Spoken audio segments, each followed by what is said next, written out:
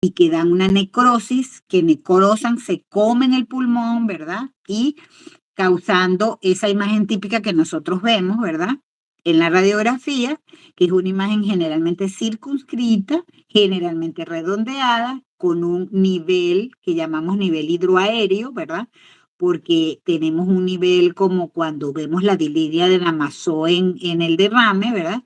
Pero muy circunscrito. Entonces nosotros vemos este tipo de imagen. Esa es la imagen típica y es la localización típica, ¿verdad? Lóbulo medio de campo pulmonar derecho, perdón, la localización típica de un acceso, ¿ok? Fíjense, a pesar de que la típica es del lado derecho, fíjense que aquí tenemos una imagen muy bonita, ¿verdad? Donde vemos también, fíjense bien circunscrito, y aquí podemos ver la línea, ¿verdad? Un poquito de Damaso, perdón, de Damaso, la línea del acceso aéreo aquí, ¿verdad? Porque ellos son productores de, vamos a ver si tenemos, fíjense, aquí tenemos un gran absceso, ¿verdad? Fíjense, un gran absceso y fíjense aquí lo circunscrito que está, ¿verdad? Vemos aquí, probablemente es producto de una complicación neumónica, porque fíjense que hay fíjense, está todo el campo comprometido, ¿ves? Todo el campo comprometido, ¿ok? Pero fíjense que aquí, si nosotros somos un poco acuciosos en el ángulo, vemos que está libre, ¿ves? Que está aireado. Por eso es que suponemos que aquí está esto, ¿verdad? Que un absceso, ¿eh? Entonces, los Ahora, una mecanismos, pregunta.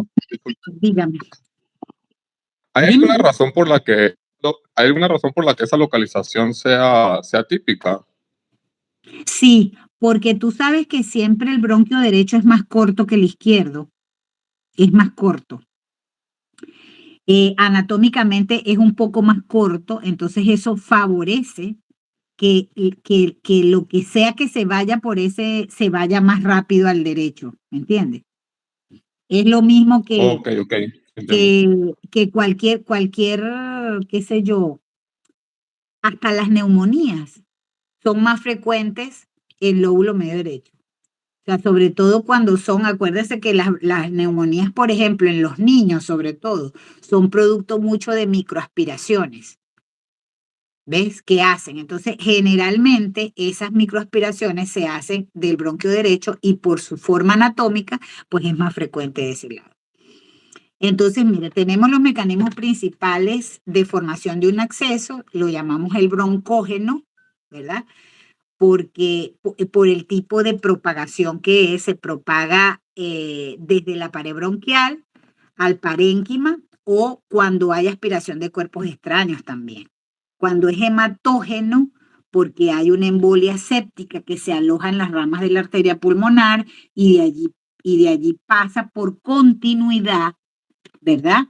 Al bronquio. Cuando es de origen neumónico, es decir, a partir de lesiones que primariamente están asentadas en el parénquima pulmonar y por extensión, lo que les decía de una supuración vecina, como por ejemplo puede suceder y sucede. Quizás ahorita ya no tan frecuente por los buenos antibióticos que tenemos nosotros acceso, o sea, hemos tenido ahorita, tenemos muy buenos antibióticos, entonces ya esto es poco frecuente, pero puede pasar por una extensión de una superación vecina como un acceso hepático, por ejemplo, ¿verdad? Heridas que estén a ese nivel o traumatismos pulmonares u otros que pueden causar. Entonces, estos son los mecanismos de... entonces, una vez que se forma la cavidad, entonces nosotros tenemos que distinguir varios pasos. Tenemos que distinguir un contenido que generalmente es purulento, quizá nosotros, dependiendo de la coloración, estamos como suponiendo el germen, ¿verdad? Mientras más verdoso, más hemático, es más agresivo el germen y significa que hay más parénquima necrosado. Tenemos que localizar una pared que existe generalmente limita el proceso, ¿verdad? Que en los accesos benignos es de muy corta duración, se forma una membrana muy delgada, ¿verdad? En los casos de evolución prolongada, la membrana se hace más gruesa y a veces llega inclusive a esclerosarse como las cavernas en la tuberculosis, ¿ok? Y tenemos una zona precavitaria que es una parte como cuando nosotros vimos lo que era la hepatización, que también puede llegar a esclerosarse, y tenemos la zona pleural vecina al acceso, que si se encuentra adherida, o sea que si se adhiere o está muy cercano a la pared pleural, pues puede perforarse y nos puede dar lugar a un neumotórax o a un empiema, ¿ok?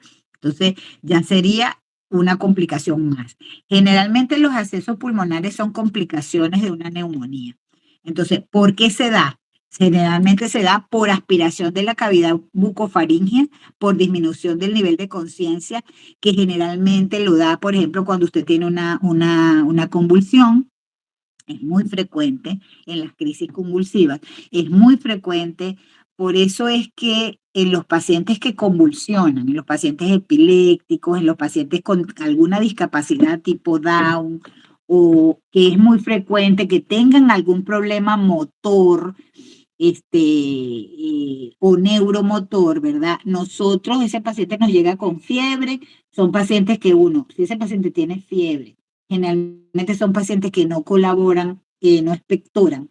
Entonces, generalmente es imperativo hacerle una radiografía, porque es muy probable va a haber esto. En el alcoholismo, bueno, porque son pacientes que se quedan dormidos, se vomitan, ¿verdad? Dormidos y hacen broncoaspiran. En los pacientes, pues por supuesto con anestesia general, por eso es que uno le prohíbe a los pacientes que tienen que tener tantas horas de ayuno cuando va a ser sometido a anestesia. Muy frecuente en los accidentes cerebrovasculares agudos, que el paciente pierde la conciencia, vomita, bien sea que convulsione o no. En la sobredosis por drogas, ¿verdad? En cualquier trastorno de deglución y en el coma es muy frecuente también las broncoaspiraciones. Aquí tenemos otra imagen, ¿verdad? Muy típica. Fíjense lo que nosotros vemos, mira lo bonito para nosotros que vemos la cavidad en una tomografía, ¿ok? Bien, entonces, según la anatomía patológica, hay un primer periodo que se caracteriza por la congestión neumónica y que va a depender de la causa que se forme el acceso. Va a haber un segundo periodo que es un periodo de necrosis, se licúa el parénquima prácticamente, se destruye y hay lo que se llama secuestro, es decir, pues la cavitación en sí. Y el tercer periodo pues ya se caracteriza por la evacuación, ya empieza a evacuarse, a medida que empieza a evacuarse el acceso, pues se comienza a formar esa cavidad o a formar esa línea que nosotros vemos, ¿verdad? ¿Cuáles son los microorganismos más frecuentes? Bueno, el 90% está causado por gérmenes anaerobios, sobre todo cuando este tipo de neumonías se adquieren en el hospital. Fíjense que una segunda frecuencia es la tuberculosis. Es muy típico de los pacientes con tuberculosis que se hagan este tipo de accesos y por mal estado de higiene de la cavidad oral, que es muy frecuente en nuestra población. Y los organismos más frecuentemente encontrados, pues es los que están ahí, los fusobacterium, el petoestreptococcus, los bacteroides. Ok. Y por extensión directa, cuando son provocados por un acceso hepático, que también es, pues, no es muy frecuente, pero puede, pues el tipo bacteriano va a ser por amibas generalmente, o mixtos, generalmente por amibas y bacterianos. Los síntomas, fíjese que generalmente es malestar general, anorexia, tos productiva, sudoración y fiebre al inicio, y el paciente se nota tóxico, o sea, es una fase muy tóxica, el paciente o sea, se ve mal. Y la fase inicial de la gran toxicidad mejora con la vómica.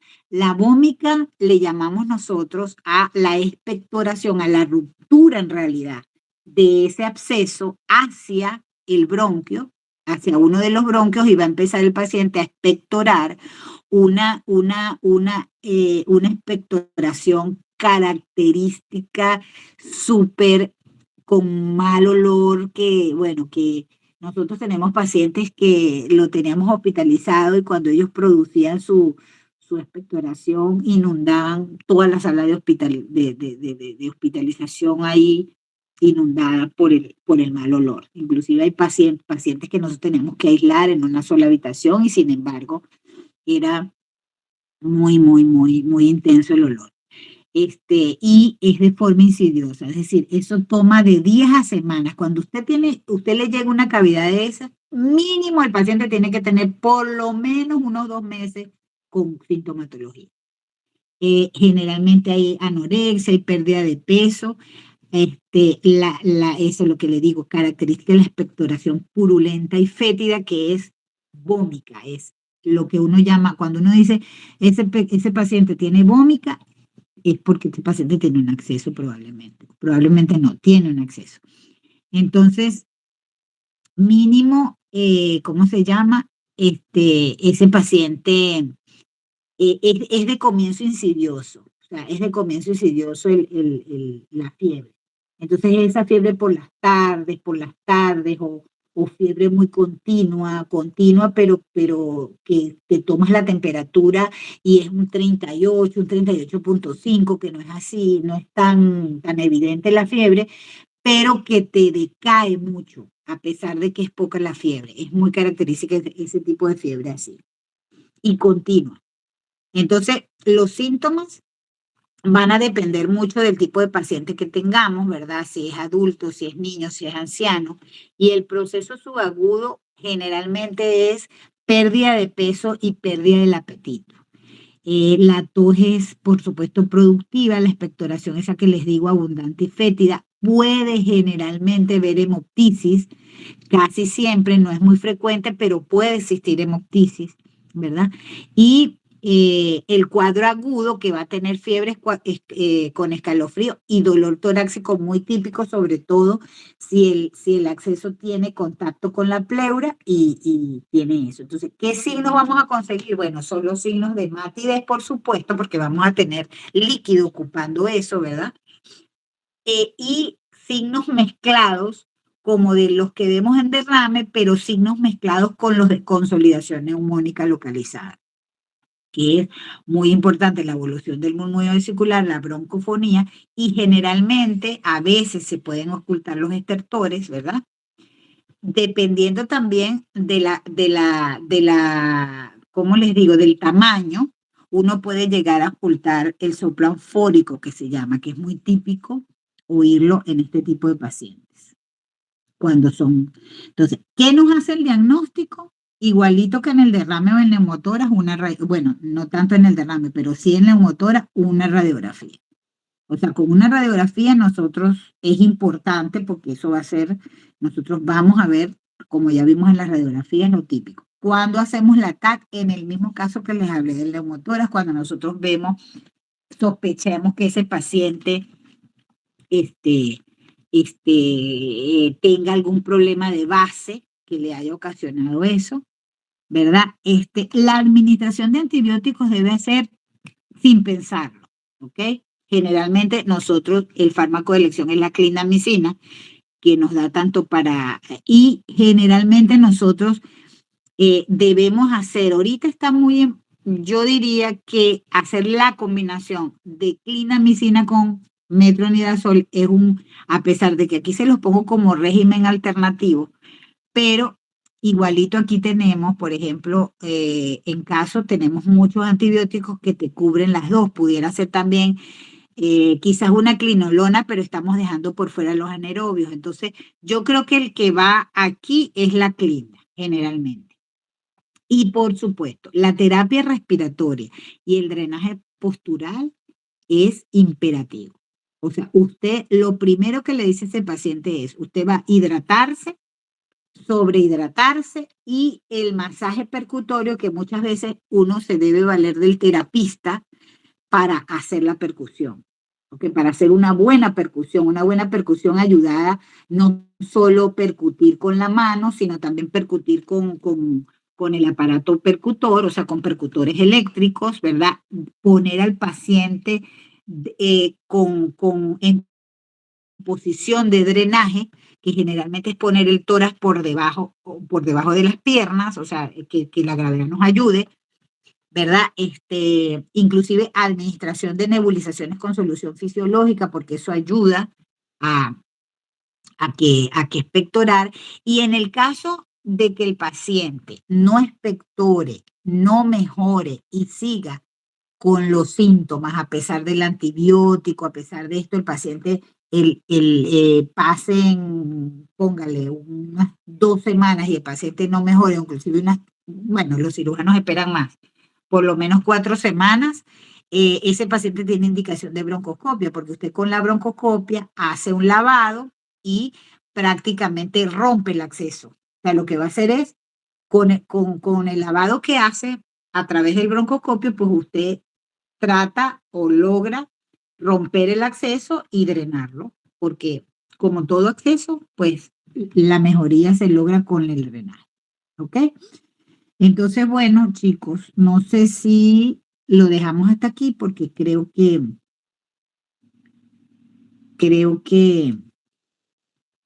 es suficiente por otras clases para